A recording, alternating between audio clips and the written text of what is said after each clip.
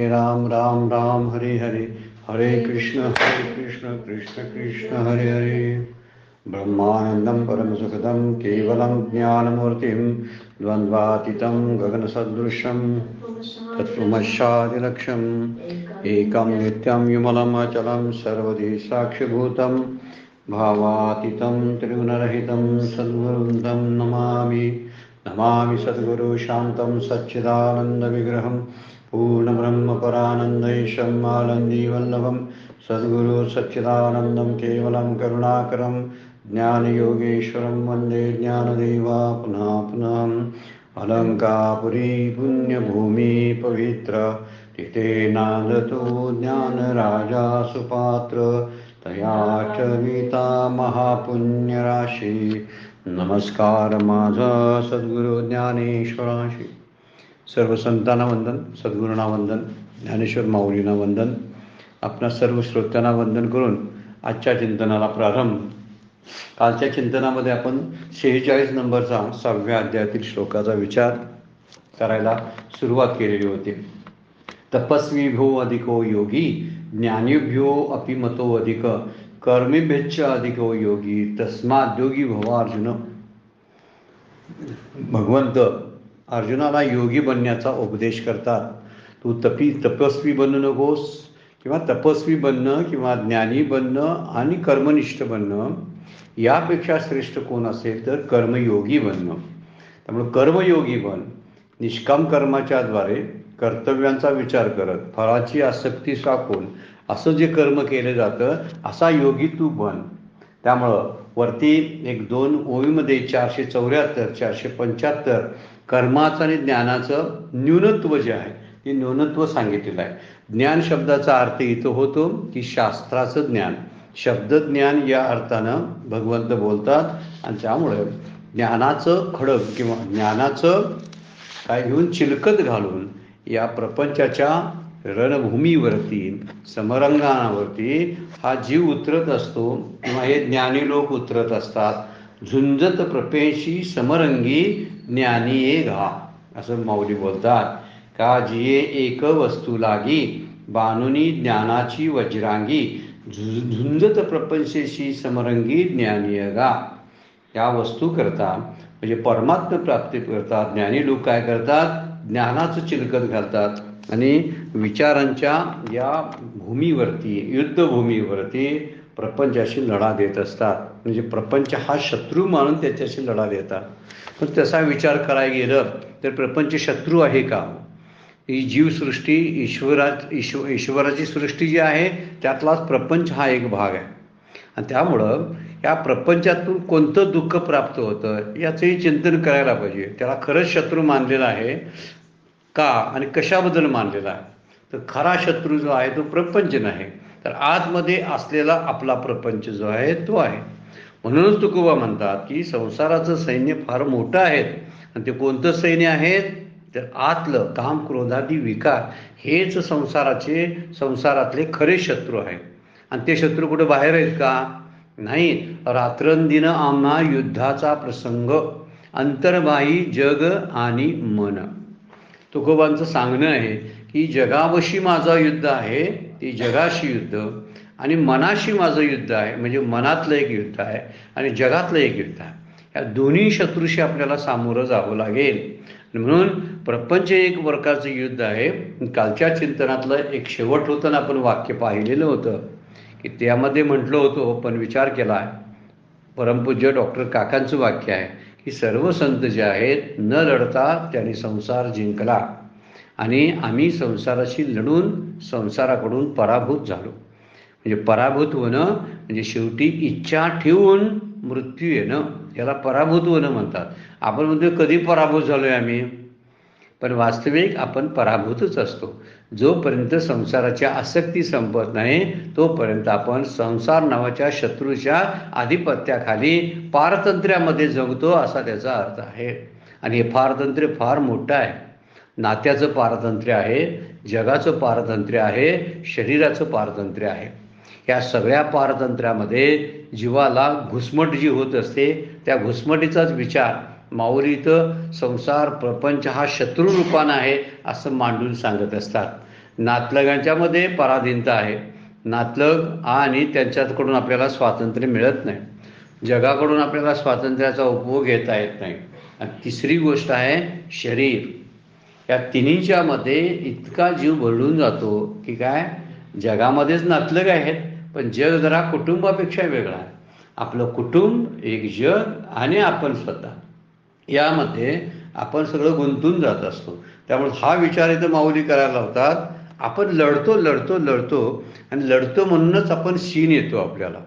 आपल्याला जो संसाराचा त्रास होतो, ज्याला आपण म्हणतो ना संसार दुःखरूप आहे, त्याचं कारण आपलं लढणं आहे, आपलं भय आहे, भविष्याबद्दलची चिंता आहे, भूतकाळातल्या गोष्टीबद्दलचा खेद आहे आणि त्याबद्दलचा शोक आहे आणि पुढच्या समोरच्या गोष्टीबद्दलचा मोह आहे. या मोहात आणि शोकामध्ये हा जीव एकदम मेटाकुटीला येतो. आणि त्यासाठी माऊलीने म्हणलेले आहेत, हे ज्ञानी लोक आहेत, हे शब्दज्ञानात पारंगत असतात. ते शब्दज्ञानात पारंगत असलेल्या लोकांच्या पेक्षा तू या संसाराच्या आसक्तीतून बाहेर पडणारा योगी हो. ही आसक्ती फार त्रासदायक आहे. का जी वस्तू लागी बानुनी ज्ञानाची वज्रांगी. अंगात चिलकत ज्ञानाचं घातलेलं आहे आणि विचारानं ते भांडायला जातात. पण विचार संपल्याखेरीज भांडण शांत होत नाही.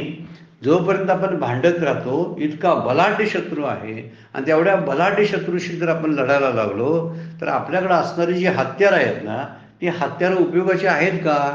कोणतं हत्यार घेऊन आपण जातो? तर विचार नावाचं हत्यार. पण पुढे 15 वाद्यात असंग शस्त्रेन दृढेन चित्वा असा शब्दप्रयोग भगवंत वापरतात. असंगाचं शस्त्र घेतो. असंग शब्दाचा अर्थ आहे प्रपंचाबद्दल असलेलं ममत्व आणि आसक्ती काढून तू उभा राहा. तुला शस्त्राची गरजच नाही आहे. खरं ते आहे, मी त्यामध्ये स्वतःला गुंतवून घेतलंय आणि गुंतवून घेऊन मी त्याला संपवायला लागलोय. आता आपली गुंतवणूक तरी मुळात संपवायला पाहिजे. गुंतवणूक संपली की ते समोरचं संपून जातं. आपण मुद्दाम गुंतवणूक ठेवायची आणि संपवायचा प्रयत्न करायचा. असं कसं होईल सांगा बघू. म्हणजे वरी पालवी खुडीजे माऊली म्हणतात आणि मुळी उदकच घालीजे. वरची पालवी खोडत राहायचं आणि मुळाला जर आपण पाणी घालत राहू तर ते कैसा नाशू निपजे तया वृक्षा. माऊली म्हणतात त्या वृक्षाचा, अज्ञानरूपी वृक्षाचा नाश कसा होईल, ममत्वाचा नाश, आसक्तीचा नाश कसा होईल. आपणच रोज त्याला पाणी घालतो आणि आपणच म्हणतोय माझं ममत्व जायला पाहिजे. असं कसं होईल? मीच म्हणतोय की माझला त्यांच्याशिवाय मला जगता येत नाही, असंच करतो, ह्या वस्तूशिवाय माझं चालत नाही, असं आपण त्या वस्तूवर अवलंबून असतो, विषय सुखावर अवलंबून असतो आणि ही विषयासक्ती सुटत नाही तोपर्यंत आपण विषय संपवायला निघालो. कुठला विषय आपल्याला त्रास देतो सांगा बघू. प्रपंचातला विषय त्रास द्यायला येत नाही. मला जी नको आहे ती वस्तू समोर आहे आणि ती मला खायची नाही. मग ती वस्तू म्हणते काय, तू खाल्लंच पाहिजेस मला, असं म्हणत नाही ती, मी खातो. त्यामुळे ती वस्तू मला त्रास देत नाही तर मी माझा त्रास करून घेत असतो. हा जर विचार मी माझ्या मनात रुजवला तर हे संसार नावाच्या शत्रूपासून आपण कायमचे मुक्त होऊ. किंवा संसार हा शत्रूच जवळ बाळगता येईल की त्याच्यातली सगळी त्याच्याकडली शस्त्रास्त्र काढून त्याला हत्यार रहित त्याला करता येईल. त्याच्याकडली सगळी शस्त्र काढून घेता येतात आणि ती शस्त्र आहेत काम क्रोधादी विकार जे आहेत, ती शस्त्र ते वापरतो आणि वापरून आपल्यावरच हल्ला करतो. याचा विचार तिथे सांगितलेला आहे. त्यामुळे त्याला निशस्त्र करावं लागेल आणि निशस्त्र करून त्याच्याला एकत्र माऊलींचे उभे 12 विषय व्याळ मिठी दिधली नुटी ताटी ते तुझी या गुरुकृपा नुसती निर्विष होय. म्हणजे हा विषयाचा साप जो आहे तो साप कसा आहे तर त्यासाठी काय करायला पाहिजे. विषयाच्या सापाला मारायला आपण जातो पण तो मारला जात नाही. पण त्यासाठी काय करावं संत म्हणतात तर त्याचा विषारी दात काढावा. विषारी दात काढल्यामुळं तो निशस्त्र होतो. मग त्या संसाररूपी सापाला, विषयरूपी सापाला आपण गळ्यात सुद्धा धारण करू शकतो. मग तो शत्रू राहतो का नंतर. म्हणून संसार शत्रू आहे तो विचारानं घालवण्याचा, शस्त्रानं घालवण्याचा प्रयत्न करून उपयोग होत नाही. तो परत आपल्यावरती अंगावरती येतो. म्हणून विचार करावा की त्याला शांतपणे असा एक गोष्ट केली पाहिजे की त्याच्या आसक्तीतून आपण बाहेर पडलो पाहिजे. त्याचं ममत्व संपवलं पाहिजे. मी आणि माझीची मुळं आपण छेदून टाकली पाहिजेत. त्याच वेळी खऱ्या अर्थानं आपल्याला या संसाररूपी शत्रूचा थोडा देखील त्रास होणार नाही असं माऊली बोलतात. आपण आता 476 नंबरच्या ओवीला सुरुवात करतो. अथवा निलागे निसरडा तपो दुर्गाचा आडकडा झोंबती तपिये चाडा जयाचिया. हा संसार दुर्गाचा विचार केलेला आहे बघा. म्हणजे तपस्वी लोकांच्या बद्दल, तपाबद्दल. कारण वरच्या अधिक श्लोकामध्ये सांगितलेलं आहे की तपस्वीपेक्षा हा योगी श्रेष्ठ आहे, ज्ञानापेक्षा श्रेष्ठ आहे आणि कर्मटापेक्षा. आता कर्म आणि ज्ञान आपण वरच्या 2 ओवीत पाहिलं. आता 476 नंबरमध्ये तपाचा विचार माऊली सांगतात. म्हणजे हा श्लोक जो आहे तो हा श्लोक या 3 ओव्यामध्येच माऊलीने काय त्याचं विवरण करण्याचा प्रयत्न केलेला आहे. अथवा निलागे, निलागे म्हणजे तुटलेला असा, निसरडा जिथं निसरड आहे असा, तपोदुर्गाचा आडकडा म्हणजे तो कसा आहे, तो कडा आहे, म्हणजे स्टीप एकदम आहे, स्टीप आहे. असा सरळ नाही, उभा राहता येईल त्याच्या, शांत बसता येईल, झोपता येईल असा तो कडा नाही. कुठला? तपाचा. आणि तपाचा कडा तुटलेला आहे. दुसरा निसरडा आहे आणि टोकदार आहे. काय किती किती गोष्टी आहेत बघा. तपोदुर्गाचा आडकडा झोंबती तपीय चाडा जयाचिया.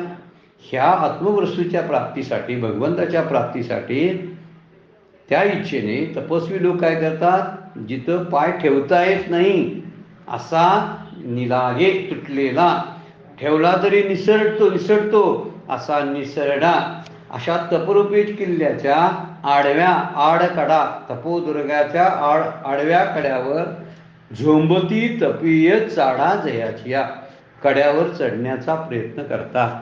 चढता येईल काय हो सांगा? किती टोकदार तो कडा. दुसरी गोष्ट मध्ये तुटलेला आहे. तिसरी गोष्ट जरी धरायला गेलं तर निसरडा.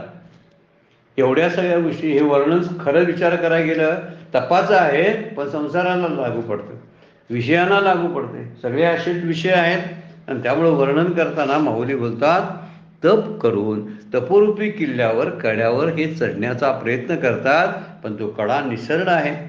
मुळात तो किल्ला आहे. शब्द दुर्ग वापरला. दुर्ग वापरण्यामध्येच त्याचं काठिण्य सांगितलेलं आहे. किल्ला सोपा नसतो चढायला, हा पहिलाच मुद्दा. किल्ला शब्द माऊलीने टाकला, यावरून समजतं की किल्ला अवघडच आहे.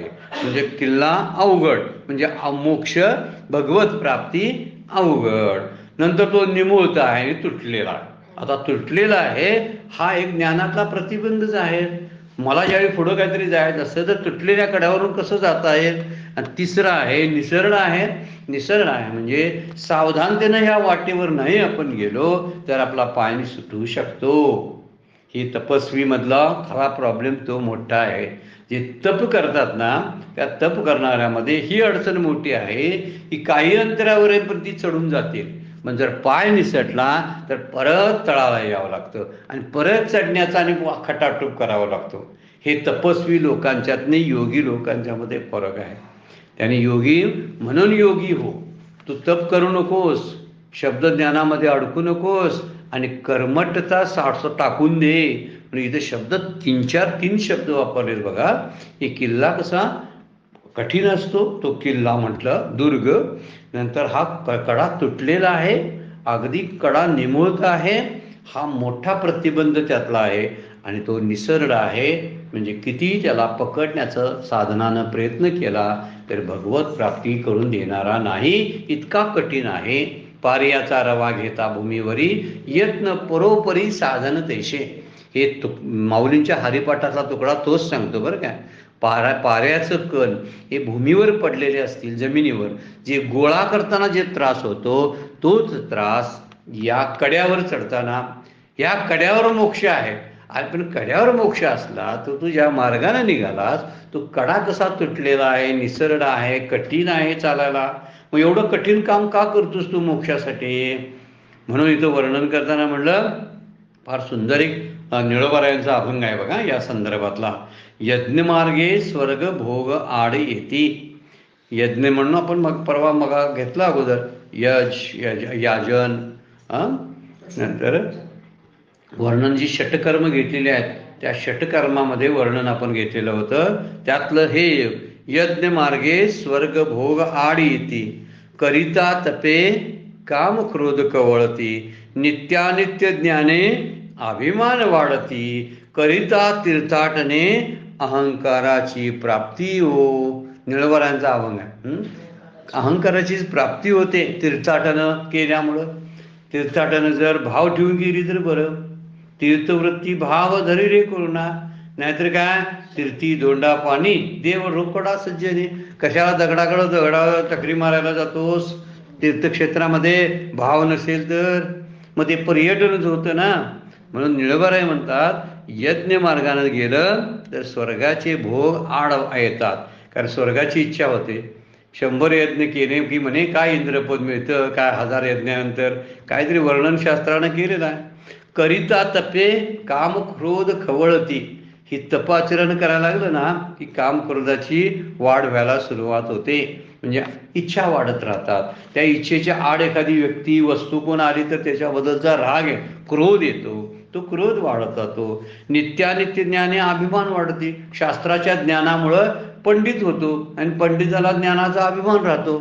कारण मला काहीतरी सगळं समजायला लागले शास्त्रातलं असा त्याचा एक गैरसमज झालेला असतो. आणि त्यामुळे तो काय करतो, नित्यानित्य ज्ञानामध्ये अभिमान वाढवते. आणि करिता तीर्थाटने अहंकाराची प्राप्ती. तीर्थाटन करत करत गेलं की अहंकाराची प्राप्ती होते. मी 4 धाम पूर्ण केलेत. तुम्ही काय केलं हो, रिटायरमेंट नंतर काय पैसे साठवत नुसतं बसला की काय? आमच्यासारखं काहीतरी करा, हे अहंकाराचं बोलणं आहे. बरं काय, आपण करतोय जे करतोय, दुसऱ्यांना आपण नावं ठेवतो त्याबद्दल, कमी लेखतो त्याने केलं नाही, तीर्थक्षेत्राला गेले नाहीत म्हणून. हा त्यांचा मुद्दा असतो. पण आपल्या अहंकाराला सांभाळायला पाहिजे ना. ही मोठी गोष्ट आहे. कधी वरती येतो काय सांगता येत नाही. त्यामुळे मी ज्ञानाचा अभ्यास, शास्त्राचा अभ्यास केल्यामुळं माझा अभिमान वाढतो. नंतर त्यामुळं अहंकार वाढतो, कामक्रोध वाढतो आणि स्वर्गाचे भोग, स्वर्गाच्या भोगाची इच्छा होते. आणि स्वर्गाचे भोग हे मोक्षमार्गातली अडचण आहे. कामक्रोध ही मोक्षमार्गातली अडचण आहे. अभिमान आणि दंभ हे अहंकारातली अडचण आहे, मोक्षमार्गातली अडचण आहे. अहंकार, अभिमान, दंभ, काम, क्रोध हे षडरिपू. आणि दुसरे स्वर्गभोगाची इच्छा. सतत ही इच्छा जात नाही. संसारातलं भोगून भोगून कंटाळा आलेला नसतो. आला असला कंटाळा तर स्वर्गाची इच्छा होते. एक झालं की दुसरी इच्छा बळावत असते. आणि म्हणून या सगळ्या इच्छा या तपोरूपी किल्ल्यावरून चढण्यासारख्या आहेत. या इच्छा पूर्ण करणं म्हणजे तपोरूपी किल्ला चढण्यासारखं आहे. म्हणून तुकोबा सुद्धा म्हणतात बघा, तपे इंद्रिया आघात क्षण एक वाताहत. तपामुळं इंद्रियांच्यावरती आघात होतो. काही माणसं स्वतःला कोंडून घेतात, काही जमिनीखाली गाडतात. पूर्वीची उदाहरणं सांगितलेली आहेत बघा, की जाळाजवळ, अग्नीजवळ ते मोठा अग्नी पेटून त्याच्याजवळ बसून साधना करणं किती त्रास आहे शरीराला आणि इंद्रियांना त्रास देतात बघा. काही काही उपवास किती करतात, तर उपवासानं अगदी त्यांना चालणं कठीण जातं आणि तरी ती उपवास करत असतात. म्हणून तुकोबा म्हणतात, तपासी ते मन करू पाहे घात, धरुनी सांगात इंद्रियांचा. यामुळे इंद्रियच बळकट व्हायला लागतात. इंद्रियांना काय होतं, पोषण त्याचं होतं. म्हणून एखादं काहीतरी पाप असेल तर एखाद्या तपानं नष्ट होईल. तप केल्यामुळे एखादं पाप नष्ट होत आहे. सगळीच पापं कशी जातील? सगळी पापं जायला आपल्याला विचार करावा लागेल. म्हणून तपाचं फळ मर्यादित आहे. त्यामुळं तपानं मूळ अज्ञान जे आहे ते अज्ञानच जात नाही. नुसतं कर्म करून अज्ञान जात नाही. नुसतं शास्त्रीय ज्ञानानं ते अज्ञान जात नाही, परोक्ष ज्ञानानं. आणि तपस्वी केवढा मोठा असला तर त्याचा अज्ञान जात नाही, तो संसारातच राहतो. त्यामुळे तपाची न्यूनता, त्याच्यातले ड्रॉबॅक्स माऊलींनी सांगितलेले आहेत. तिन्ही ओव्या जर आपण बघितल्या की ज्ञानी, कर्मनिष्ठ आणि तपस्वी ह्या तिघांना सुद्धा अडचणी आहेत मोक्षप्राप्तीमध्ये. कदाचित त्यातले काही जण मोक्षप्राप्तीसाठी हे करत असतील, करू देत, पण त्याच्या पुढची पायरी जी आहे ना ती ओलांडणं फार गरजेचं आहे. म्हणून कोणती पायरी म्हणलेलं आहे की जी कर्मयोगी होणं जे आहे त्या कर्मयोग्यापर्यंत यांची वाटचाल झाली पाहिजे. ज्ञानयोगी असावं, तपस्वी असावं किंवा कर्मनिष्ठही असावं, पण त्याच्या पुढे जाऊन त्याचा प्रवास झालाच पाहिजे ना. आणि तो प्रवास कुठं संपतो तर निष्काम कर्मयोगाची व्यवस्था करणं आणि अंतःकरण शुद्धी झाली की मग सगळा प्रवास संपतो. आता पुढचे होय बघा 477 आणि 478 एकदम जरा बघूया आपण, त्या दोन्ही एकसारखे आहेत. जे भजती या भज्य याज्ञिकांचे याज्य एवं जे पूज्य सकळ सदा तेची तो आपण स्वयं झाला निर्वाण जे साधकाचे कारण सिद्ध तत्व. आता तो कसा होतो बघा की जे ब्रह्म भजन करणाऱ्या भक्ताचा भक्तीचा विषय भजती या भज्य, जे ब्रह्म जो देव आपण भगवंत म्हणतो परमात्मा, ते ब्रह्म भजन करणाऱ्या भक्ताच्या भक्तीचा विषय आहे, यज्ञ करणाऱ्यांच्या यज्ञांचा विषय आहे आणि तो सर्वांना सर्व काळी पूज्य असतो. एवं जे पूज्य सकळ सदा, सकळ सर्वांना, सदा नेहमी, सकळ सदा नेहमी तो सगळ्यांना पूज्य असतो. अशा प्रकारे जो भक्तांच्या भक्तीचा विषय, यजनाचा विषय, पूजकांचा सर्व काळ पूजनाचा विषय, जे साधकाचे साध्य स्वयं झाला निर्वाण तेची तो आपण स्वयं झाला निर्वाण, जे साधकाचे कारण सिद्ध तत्व, जे सिद्धांचं स्वयंभू तत्व आहे, ते ब्रह्मयोगी स्वतः शेवटच्या जन्मात झालेला असतो. आता हा जन्माला आलेला हा त्याचा शेवटचा जन्म आहे आणि या जन्मात तो काय बनतो? सिद्ध बनतो, त्या साधकाचं साध्य बनतो आणि तो ब्रह्म शेवटी ब्रह्मरूप होतो ह्या ह्याच्यामध्ये. पण त्याला पाठीमागे साधन सांगितलेलं आहे की ते ब्रह्म ते स्वतःच होतो, म्हणजे मोक्ष प्राप्ती हेच अंतिम साध्य आहे. आणखीन काय नाही, ते आत्मतत्व तो स्वतःच बनतो. बाकी काय बनायचं नसतं, बाकी काय जाणायचं शिल्लक राहत नाही. एक जेवढं जाणलं की सगळ्या जगाचं ज्ञान झाल्यासारखा प्रकार होतो, सगळं जाणल्यासारखं होतंय असं उपनिषद आपल्याला सांगतंय. जे जाणल्यामुळं सगळं जाणल्याचा अनुभव येतो ते तत्व म्हणजे ब्रह्मतत्व आहे. ते कुणाला जाणायचं आहे? मला स्वतःला जायचं आहे. स्वतःला ओळखणं सोपं की जगाची ओळख करणं सोपं?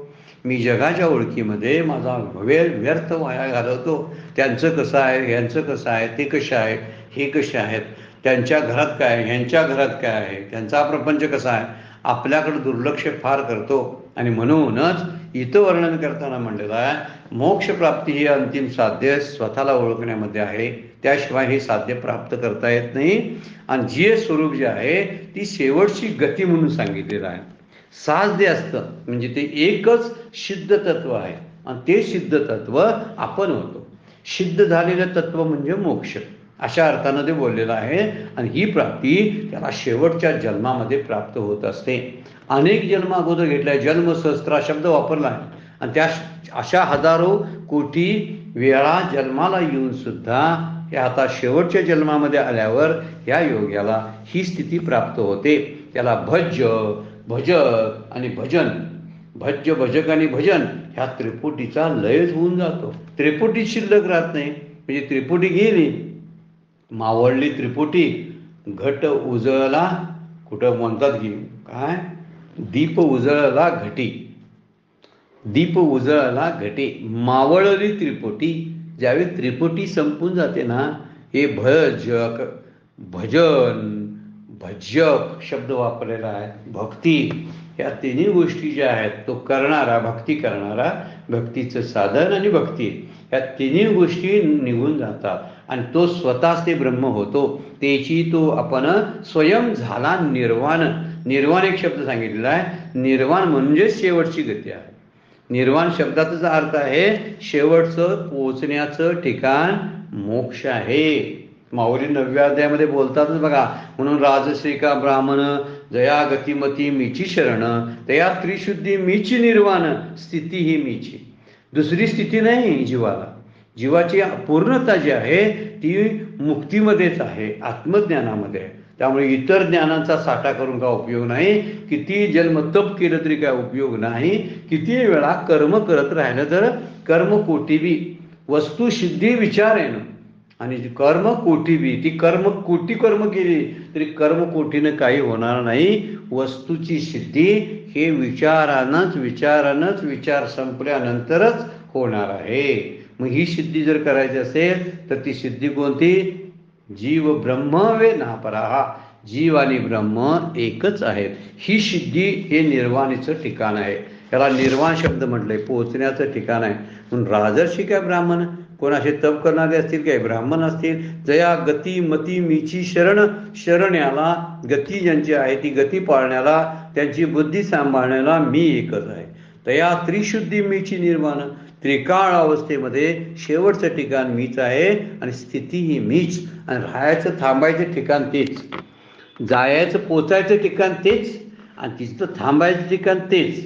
म्हणजे शेवटची गती आणि स्थिती. कारण स्थिती नसेल तर अर्थ राहत नाही ना, काय परत आणि गतीला येत नाही. तो गती शब्दाचा अर्थ आहे जीवन मृत्यूला सामोरे जाणं, जन्म मृत्यू होणं ही गती आहे. आणि त्या गतीतून तो बाहेर पडतो आणि स्थितीमध्ये येतो.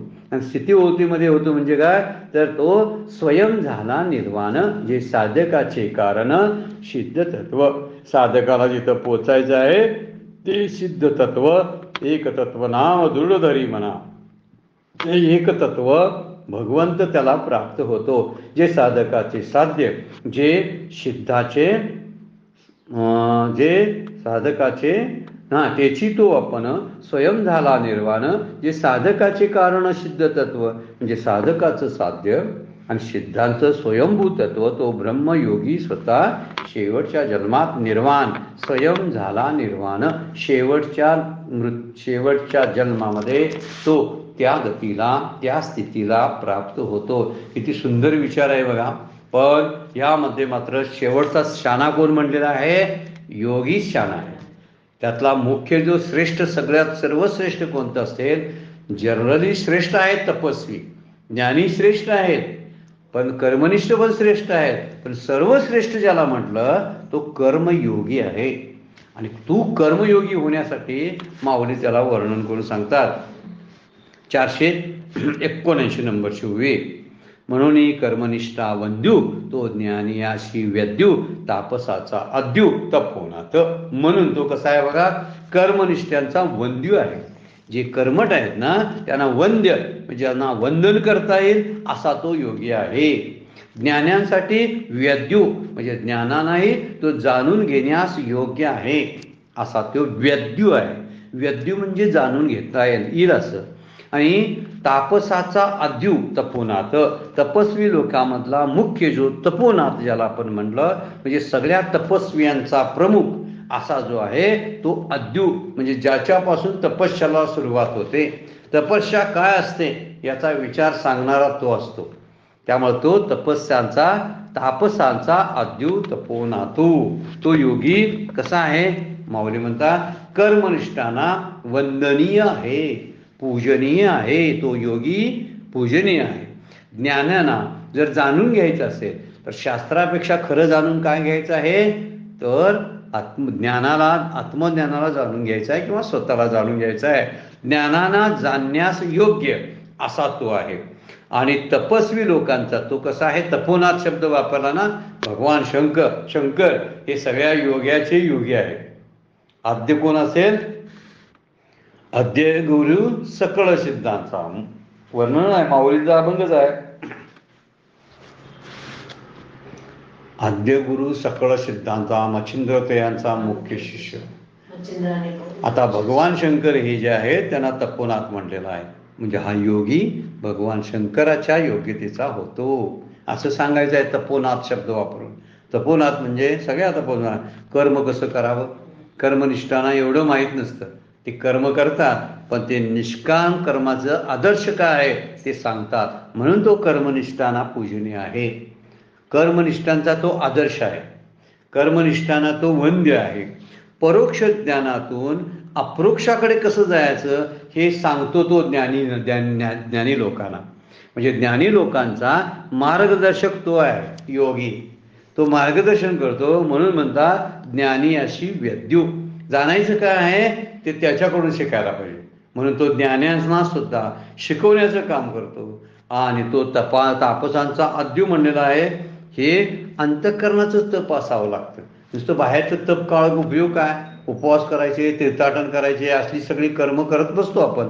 आहेत, ती सुरुवातीच्या टप्प्यातल्या आहेत, पण शेवटच्या ठिकाणी स्थितीला, ज्या निर्वाण स्थितीला जायचं आहे त्या स्थितीला ते मात्र घेऊन जात नाही. म्हणून माऊली म्हणता तो योगी सर्वापेक्षा श्रेष्ठ आहे, सगळ्यापेक्षा श्रेष्ठ आहे. त्याचं कारण आहे, तो वंद्य का आहे त्याची कारणं सांगितली आहे बघा. की एखादा सकाम तपस्वी जो असतो त्या तपस्व्यापेक्षा पारमार्थिक रुची असणारा जो योगी आहे तो खरंच श्रेष्ठ आहे. ज्याला काय प्राप्त करायचं नसतं, कुठल्याही इच्छा त्याच्यात राहिलेल्या नसतात, त्याला स्वर्गाची गरज नसते, संसार सुखातला तो विटलेला असतो, त्याला तो खरा पारमार्थिक रुची असते. म्हणून सकाम तपस्व्यापेक्षा तो पारमार्थिक श्रेष्ठ आहे. म्हणून माऊली म्हणतात तो वंद्य आहे त्याला. पुढे म्हणतात काय, ज्ञानांचा शास्त्राभ्यास जो आहे तो कुठंपर्यंत असतो, वृत्तीज्ञानापर्यंत. ज्ञान मिळालं, शास्त्राचं ज्ञान मिळालं म्हणजे काय झालं तर वृत्तीज्ञानच आहे. कारण आपल्या बुद्धीच्या द्वारे शास्त्राचा अभ्यास आपण करत असतो. शब्दज्ञान हे, शास्त्रज्ञान हे या बुद्धीच्या द्वारे म्हणजे वृत्तीच्या द्वारा मिळत असतं. आणि म्हणून तो ज्ञानांना सुद्धा श्रेष्ठ आहे. आणि उद्देश त्यांचा काय असू शकतो, ज्ञानी लोकांचा किंवा तपस्वी लोकांचा, की सांसारिक भोग, कीर्ती, लौकिक असा सुद्धा उद्देश असू शकतो आपण म्हणूया. असतो असं म्हणायचा काही गरज नाही. काही परोक्ष ज्ञानाचाच फक्त अभ्यास करणारे शब्दज्ञानामध्ये जे पांडित्य प्राप्त करतात त्या शब्दज्ञानी पंडितापेक्षा योगी सर्वश्रेष्ठ आहे. हे सांगायसाठी तो ज्ञानीयांशी व्यद्यू असा शब्द वापरला आहे. कारण बरेच वेळा तपस्वी लोकांचं, कर्मठ लोकांचं किंवा या परोक्ष ज्ञान प्राप्त करणाऱ्या शब्दज्ञान्यांचं लक्ष कुठं असू शकतं, स्वर्ग प्राप्त करणं, कीर्ती मिळवणं, आपल्या मागे आपलं नाव निघावं, आपले फोटो वगैरे सगळीकडे झळकावेत, कीर्ती व्हावी सगळीकडं, अशी सुद्धा इच्छा असण्याची शक्यता आहे. त्यामुळे तपस्वीमध्ये खरा विचार केला की तप करणारे असतात ना त्यांच्याकडे सहनशीलता असते. काय किती काळ ते भुकेले राहतात, म्हणजे सहनशक्तीची प्रधानता या तपस्वी लोकांमध्ये असते. ज्ञान्या लोकांच्या मध्ये बुद्धीच्या ज्ञानाची प्रधानता असते. म्हणजे जे ज्ञान प्राप्त करतात ना ते बुद्धीच्या द्वारे प्राप्त केलेलं ज्ञान असतं. म्हणून ज्ञानांच्या ठिकाणी बुद्धीची प्रधानता असते. आणि कर्मडालामध्ये क्रियेची प्रधानता असते. नुसतं ते सारखं वर काहीतरी फटफट काहीतरी करत असतात, सतत क्रियाशील असतात. पद व्यापामध्ये सगळे गर्क असतात, सारखं काहीतरी करायला त्यांना लागतं. हे कर्मडालामध्ये आपलं कर्मडाला क्रियेची प्रधानता असू शकते, ज्ञानाला बुद्धीची प्रधानता आहे. आणि तपस्वी लोकांना सहनशीलता तिची प्रधानता आहे. सहनशीलता नसेल ना तर तप करू शकणार नाही. ही सुद्धा माणसं काही सामान्य नाहीत बरं काय. ही तपस्वी, ज्ञानी आणि कर्मनिष्ठ आहेत. यांना काय कमी लेखनं कुणापेक्षा कमी आहेत तर कर्मयोगापेक्षा कमी आहेत. सामान्य आमच्या सामान्यांच्या पेक्षा ते मात्र श्रेष्ठ आहेत. कारण एवढं मोठं तप करतात, तीर्थाटन करतात, ज्ञान प्राप्त करतात, शब्दज्ञान वाढवतात आणि काय करतात, सगळीकडं क्रियाशीलता त्यांची असते. तर ह्या लोकांना मात्र कदाचित मी कर्म करतो, दानधर्म करतो, सगळ्या गोष्टी करतो, पण माझं नाव राहिलं पाहिजे. मी मंदिराला देणगी देतो, पण त्याच्यावरच्या आतल्या फरशीवरमध्ये माझं नाव कोरीव अक्षरात लिहिलं पाहिजे, तर मी दान देतो बघा. आता ह्या सगळ्या गोष्टीचा विचार इथं माऊली आपल्याला सांगायला लागलेला आहे. म्हणून ह्याचा विचार आपण जर लक्षात घेतला तर निश्चितपणाने लक्षात येतं की तपस्वीपेक्षा, ज्ञानापेक्षा, कर्मठापेक्षा हे श्रेष्ठ आहे. किती विचार केला तर आपल्याला लक्षात येतं. म्हणून ज्याचा उद्देश फक्त परमात्मा आहे तो सर्वश्रेष्ठच म्हणायला पाहिजे. देव सोडून ज्याला दुसरं काहीही नको आहे तोच सर्वश्रेष्ठ योगी आहे. म्हणून तपस्वीच्या मधला योगी, कर्मठांच्या मधला, ज्ञानियामधला योगी श्रेष्ठ याचा अर्थ आहे. कारण त्याचा उद्देश भगवत प्राप्ती एवढाच आहे, त्याचा उद्देश आत्मज्ञान एवढाच आहे. म्हणून तो श्रेष्ठ आहे. मला इतर काही नको म्हणणारा जो असतो ना तो सगळ्यांच्यापेक्षा श्रेष्ठ ठरतो. आणि ज्याला नेहमी हवं काहीतरी वाटत असतं ना तो कनिष्ठच ठरला आत्तापर्यंत, व्यवहारात सुद्धा आणि परमार्थात सुद्धा. किती ज्यांची मागणी जी असते ना ते लाचारच असतात. ज्यांची मागणी मग देवाकडली असू दे नाहीतर आणखीन समाजाकडली असू दे, ह्या सगळ्या मागण्या काय दाखवतात, लाचारीच दाखवतात ना. लाचारी म्हणजे न्यूनता, कमीपणा आहे त्यामध्ये, ही गोष्ट आहे. म्हणून ज्याने हात पसरतात ते कनिष्ठ दर्जाचे ठरतात. त्यामध्ये तपस्वी आहेत, ज्ञानी आहेत, कर्मठ आहेत, पण आपला कर्मयोगी जो आहे त्याचा उद्देश फक्त परमात्मा प्राप्ती आहे, म्हणून तो योगी सर्वश्रेष्ठ आहे असं माऊली जे बोलतात. तापसाचा अद्यू तपोनाथ शब्द जो वापरला तो त्यासाठी आहे. त्यामुळे तपस्वीला तपाचा, कदाचित ज्ञानाला, शब्द पंडितांचा आणि कर्मठाला इतरापेक्षा आपण कोणतरी वेगळे असण्याचा अहंकार असू शकतो. हा मुद्दा माऊलींना सांगायचा आहे. तप केलं म्हणून माझ्यासारखा तप करणारा कोण नाही असं त्याला वाटतं. ज्ञानी जे शब्द पंडित असतात ना, तर माझ्यासारखा विद्वान असा शास्त्र आणि शास्त्रात सगळ्यांना हरवणारा असा दुसरा कोण नाही असा त्यांना अहंकार असू शकतो. आणि कर्म करणारे जे असतात त्यामध्ये बऱ्याच वेळा समाजसेवकांची, सगळेच समाजसेवक असं नाही पण समाजसेवकांची एक यादी तयार होते. समाजासाठी एवढं केलं हे जे आहे त्यांची अपेक्षा असते की समाजानं मला मान्यता द्यावी, मला काहीतरी पुरवावं, मला काहीतरी शेवटची पेन्शन असावी. कलाकार म्हणतात ना, काही कलाकार आहेत त्या कलाक्षेत्रातल्या लोकांना शेवटी 60 वर्षानंतर पेन्शन द्यावी असं ते म्हणतात. म्हणजे कलेसाठी कला ती जगलेले नसतात, तर पैशासाठी कला असते ती. त्यामुळं असू दे, छान आहे ते, चांगले आहे कला जोपासणं, पण इथं वर्णन आपण जे चाललंय श्रेष्ठ कोण, श्रेष्ठ कोण, ज्याची मागणी नसते तो श्रेष्ठ आहे. ज्याच्याकडे अहंकार येत नाही तो श्रेष्ठ असतो. म्हणजे कर्तृत्वाचा अभिमान ज्याच्याकडे नसतो, तपाचा अहंकार ज्याच्याकडे नसतो, आणि आपण काहीतरी करतो असं त्याला काही वाटत नाही, किंवा मी शब्द पंडित आहे आणि माझ्यापेक्षा ज्ञानी कोण नाही असा त्याला अहंकार असू शकतो. ह्या सगळ्या गोष्टी तपस्वी, ज्ञानी आणि कर्मठाकडे असण्याच्या शक्यता आहेत. ती गोष्ट या योग्याकडे नसते, म्हणून तो श्रेष्ठ आहे. म्हणून वरील सर्व साधन मार्गात क्रियेची प्रधानता आहे. बघा, आपण शास्त्र अभ्यास करणं क्रिया आहे, तप करणं क्रिया आहे, आणि कर्माचरण करणं क्रिया आहे. सगळ्या ठिकाणी क्रियेची प्रधानता आहे. आणि यातून दंभ किंवा अहंकार वाढीस लागतो, त्यातून कदाचित देखावा निर्माण होतो, कीर्ती, धन, संपत्ती सगळं प्राप्त करून तयारी होते, सगळे मिळू शकते, देव फक्त मिळणार नाही. तपस्वी जर फक्त तो जर कीर्तीसाठी करत असेल तर त्याला देव मिळणार नाही. म्हणून देवाची या चाडे आळवावे देवा, तुकोबा म्हणतात. देवाची भक्ती कुणासाठी करावी? देवाच्या प्राप्तीसाठी. देवाची या चाडे आळवावे देवा, ओस देह भावा पाडून या ठिकाणी देहभाव जर जायला पाहिजे. तपस्व्यांचा देहभाव जात नाही, ज्ञान्यांचा देहभाव जात नाही. देहभाव शब्दाचा अर्थ आहे त्यांचा बुद्धिभाव असतो, कारण ते बुद्धिनिष्ठ असतात. आणि तपवाली तपोनिष्ठ असतात, त्यांची निष्ठा भगवतनिष्ठ नसतात. मुद्दा तो आहे. तप करणारे तपस्वी तपोनिष्ठ असतात, कर्म करणारे कर्मनिष्ठ असतात, आणि शब्द ज्ञान मिळाले ज्ञाननिष्ठ असतात. हा ग्रंथाभ्यास, तो ग्रंथाभ्यास, हे कर ते कर, कशासाठी करतोय याचा पत्ता नाही. ज्याला आपलं ध्येय सापडलं त्याला वाट चालायला सोपी जाते, त्याचा प्रवास सुखाचा होतो, कारण त्याचं ध्येय समोर ठरलेलं असतं. ह्या तपस्व्यामध्ये किंवा ज्ञानामध्ये ध्येयाबद्दलची थोडंसं काय असतं, कन्फ्युजन असतं. नेमकं मला काय मिळवायचं आहे हेच काय कळत नाही. म्हणून भारावर ग्रंथ वाचत जातात ती माणसं, भारावर. गोंदवलेकर महाराज तरी म्हणतात, आता वाचून वाचून वाचून आपलं काय होईल, शीनच होईल ना नुसता.